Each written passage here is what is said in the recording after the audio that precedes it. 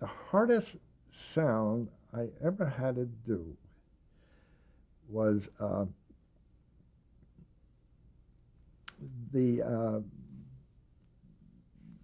I've been asked to do a stomach growl. It's the darndest thing, you know. I mean, it's such a subjective thing. It's such a subjective sound that, and I've never really sound. You know, now you have the capabilities of doing it because you have all these, you know, these RF mics and everything. You can, you know, so forth and so on. But in those days, you know, and I used to get it, you know, quite a few times on the on the one show I had to do years ago was a prison show, some kind of a prison show. Anyway, they showed the prisoner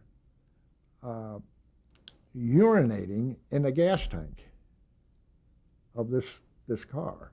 Now they wanted the sound of this car to run out of the gas as if it had a urine in the gas instead. So it was supposed to be funny. Make a funny sound for a car that has urine in its gas tank.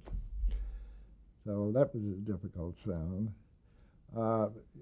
But mostly sound like that. The rest of them, you know, for comedy. Oh, well, I think about it. I did this thing with Bob Hope, a gunshot, a simple gunshot, and Bob Hope was supposed to be a high mobster, and he goes into this nightclub, and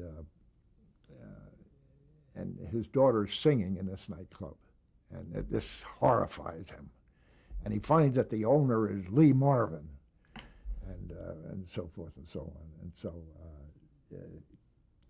so Lee Marvin sees him coming. So his gang is on this side. So he says, "Shoot!" And Marvin reacts, "Not me, him!"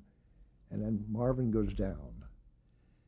So I do another shot, and Marvin's laying on, and he goes like this.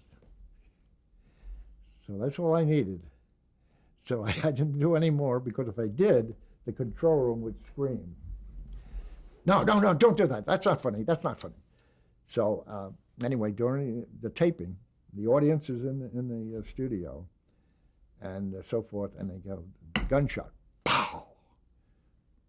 Marvin gets down, pow! His leg is up, pow! Another leg is up, bang! Well, we played that, and the audience just died.